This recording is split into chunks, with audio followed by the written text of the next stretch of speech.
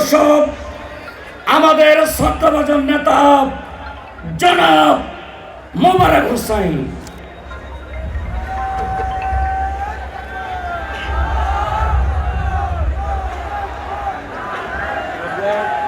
বিসমিল্লাহির রহমানির রহিম।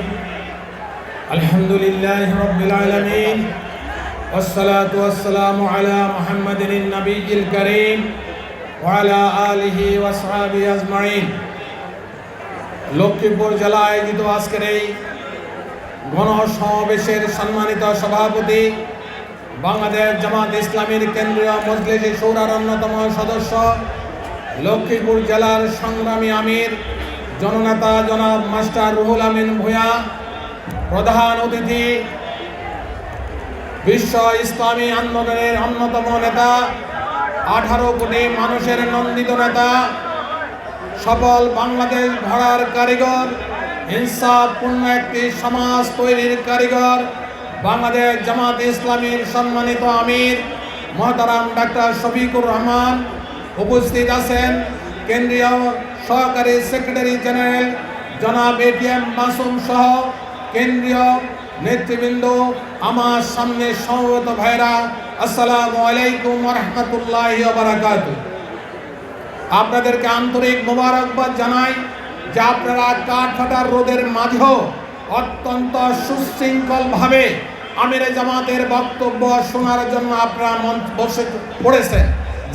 যারা বসে পড়তে পারেন নাই তাদেরকে আমি বিনীত অনুরোধ করব, আপনারা একটু কষ্ট হলেও বসে পড়েন।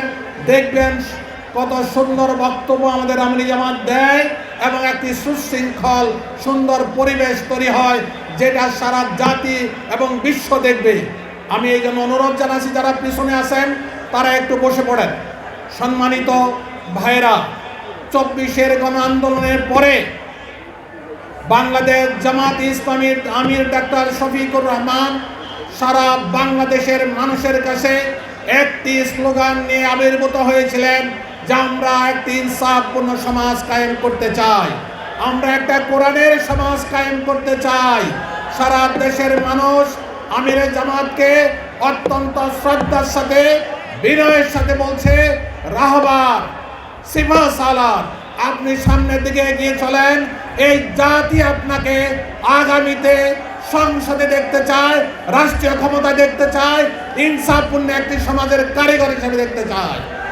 আমরা আজকে এই ময়দান থেকে আমিরে জামাতকে সবিনয় অনুরোধ করছি, আপনি যেইভাবে সারা বাংলাদেশে বিশ্রামহীনভাবে আপনি ঘুরে বেড়াচ্ছেন, চষে বেড়াচ্ছেন, আমরা আপনার পিছে আছি।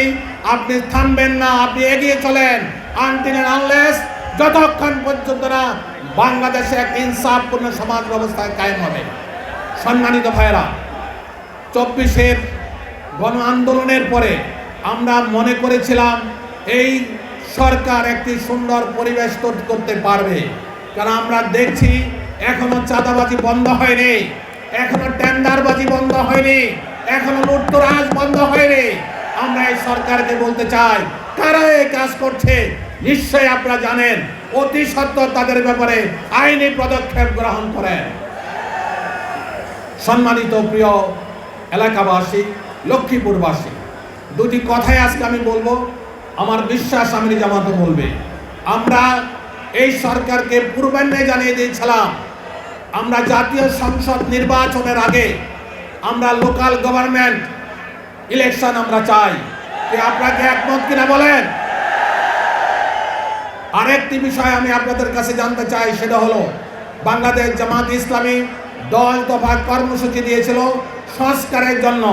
সেই সংস্কারে নির্বাচনের ব্যাপারে বলেছিল আমরা আনুপাতিক প্রতিনিধিত্বশীল একটি সংসদ কায়েম করতে চাই। আপনারা কি এর সাথে একমত কিনা? যদি একমত হন তাই লক্ষ্মীপুরের ঘরে ঘরে আপনারা মানুষকে আওয়াজ তুলবেন বাংলাদেশ জামাত ইসলামী সংস্কারের জন্য, নির্বাচন ব্যবস্থাকে সুষ্ঠু করার জন্য, সুষম রাষ্ট্র কায়েমের জন্য আনুপাতিক পদ্ধতিতে যে ইলেকশন চায় সেটাই এই সরকারকে কায়েম করতে হবে। সবিশেষে আমি এই কথাই আপনাদের বলে আবার শেষ করতে চাই, সেটা হলো একটি ইনসাফপূর্ণ সমাজ, কোরআনের সমাজ যদি কায়েম করতে হয় তাহলে আগামীর পার্লামেন্টে জামাত ইসলামকে যেতেই হবে।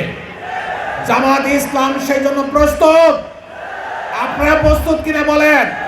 যদি প্রস্তুত হন তাহলে বিশ্বাসের সাথে, আস্থার সাথে এই লক্ষ্মীপুরে যে কয়টি আসন আছে, এই কয়টি আসনের পিছনে যদি দিন রাত পরিশ্রম করতে পারেন, নিশ্চয়ই আল্লাহ আমাদেরকে মদত করবে।